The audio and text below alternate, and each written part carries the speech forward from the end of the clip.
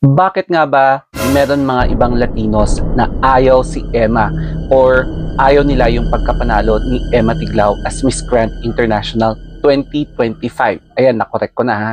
So, as a pageant fan, eto yung mga possible 5 reasons na napansin ko hindi lang ngayon and throughout the history, lalo na nung umaangat na ang Pilipinas sa mundo ng pageantry sa international.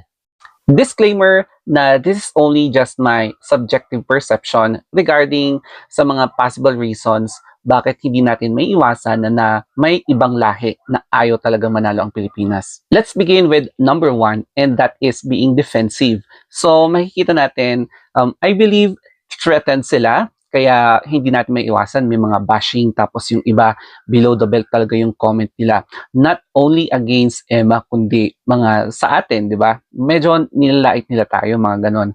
And it's because may observation, lalo na noon, 2000 to 2009, namamayagpag talaga ang mga Latino. Pati mga 1990s pa. So sila yung nagdo-dominate talaga sa international pageants, no? Kaya parang nung nag-emerge na ang mga Asian candidates na nananalo unti-unti since last decades, parang hindi sila sanay na meron ng ibang lahi ang nagdo-dominate na rin sa pageantry.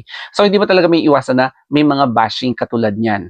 Anyway, kahit na ano pa mang padalait ang gagawin nila sa Pilipinas, they will never take this history away from us. Yung pagkakaroon ng back-to-back win ni Emma Tiglao. So ito nga pala yung mga past na winners ng Miss Grand International since 2018. So we have here si Paraguay, then Venezuela 2019, USA 2020, and then noong 2021 si Vietnam, 2022 Brazil, 2023 si Peru, and then 2024 si India sana pero na-dethrone kaya nag-ascend si CJ Opiasa from the Philippines and then si Emma Tiglao sa 2025 from the Philippines.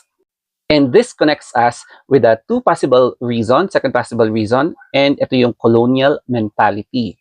Kasi alam natin na most Latin America ay na-invade ng Europeans. So yung mga descendants ng colonizers ay yan na, yung mga mestizos.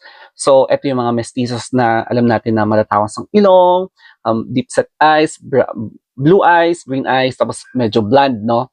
Kaya hindi natin talaga may iwasan na yung standards of beauty sa Latin America ay yung parang Caucasian type or mestiza type. And hindi may iwasan dito yung pagkakaroon ng discrimination. That's why hindi sila sanay na magkaroon ng